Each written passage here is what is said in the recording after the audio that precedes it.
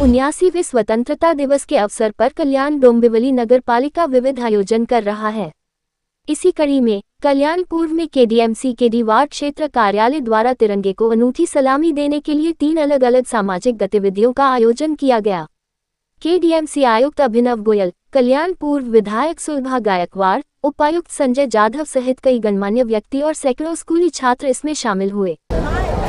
आज इथे जे आपले हर घर तिरंगा आणि घर स्वच्छ भारत अभियान याद्वारे आपण आज इथे जी रॅली काढलेली आहे आणि या रॅलीमध्ये जे स्टुडंट आहेत त्यांनी जे आपल्याला स्वच्छतेचं कसं ओला कचरा वेगळा करायचा, सुका कचरा कसा वेगळा करायचा आणि जे टाकाऊ वस्तू आहेत त्या कशा म्हणजे आपल्या हाताला काय लागू नये यासाठी जे आपल्याला आज इथे मुलांनी फार छान असं एक मार्गदर्शन केलं आणि जी आज आपण ह्या रॅलीमध्ये सहभागी झालेल्या सर्व स्टुडंट, शाळा आणि त्यांचे शिक्षक, पालकवर्ग यांना मी खूप खूप 15 ऑगस्ट या निमित्ताने शुभेच्छा देतो।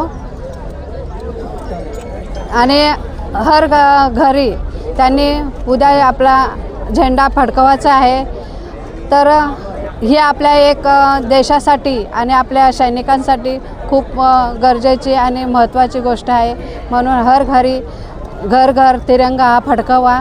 जय हिंद, जय महाराष्ट्र। आज आपण कल्याण डोंबिवली महानगरपालिका यांच्या वतीने आणि विशेष करून डी वॉर्ड त्याचबरोबर काही सामाजिक संस्था यांच्या संयुक्त विद्यमानाने आपण वृक्षारोपणचा कार्यक्रम आणि हर घर तिरंगा रॅली ठेवण्यात आलेली आहे।